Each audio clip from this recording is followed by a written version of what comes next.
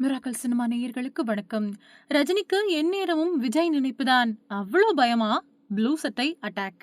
லால் சலாம் படத்தின் இசை வெளியீட்டு விழா நேற்று மாலை நடைபெற்றது. இந்த நிகழ்ச்சியில் கலந்து கொண்ட ரஜினிகாந்த் விஜய் குறித்தும் அவரது வளர்ச்சியை பற்றியும் மனம் திறந்து பேசினார். இது சமூக வலைதளங்களில் வைரலான நிலையில் விஜய் குறித்து ரஜினி பேசியதை ப்ளூ சட்டை மாறன் தொடர்ந்து ட்ரோல் செய்து வருகிறார்.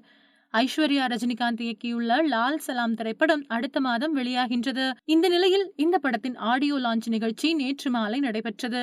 சென்னையில் உள்ள தனியார் கல்லூரி வளாகத்தில் நடைபெற்ற இதில் சூப்பர் ஸ்டார் ரஜினியின் என்ட்ரி ரசிகர்களை தெரிக்கவிட்டது. இதனையடுத்து லால் சலாம் இசை வெளியீட்டு விழாவில் ரஜினியின் பேச்சும் மிகவும் வைரலாகி வருகின்றது.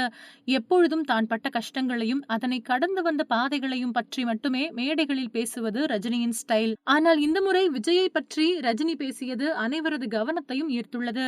விஜயை ஒரு பொழுதும் நான் எனக்கு போட்டியாக நினைக்கவில்லை. நான் பார்த்து வளர்ந்த பையன் விஜய் பல கஷ்டங்களை கடந்து இந்த உயரத்திற்கு வந்து நிற்பதாக பாராட்டினார். மேலும் ஜெயிலர் இசை வெளியீட்டு விழாவில் தான் சொன்ன காக்கா கழுகு கதை விஜய்க்காக சொன்னது போல சமூக வலைதளங்களில் பேசப்பட்டன. ஆனால் அப்படியெல்லாம் எதுவும் இல்லை என கூறியிருந்தார். ரஜினியின் இந்த விளக்கத்தை ப்ளூ சட்டை மாறன் பங்கமாக ட்ரோல் செய்து வருகிறார். இது குறித்து முதலில் ட்வீட் போட்டிருந்த ப்ளூ சட்டை மாறன், காக்கா கழுகு கதையை ஆரம்பிச்சதே நீங்க தான், பட்டத்தை பறிக்க 100 பேருன்னு புலம்புனதும் நீங்க தான், உங்க படத்துக்கு நீங்க தான் போட்டி. ஏன்னா ரிலீஸ் டைம்ல மத்த படங்கள் போட்டி போட தியேட்டர் கிடைச்சாதானே.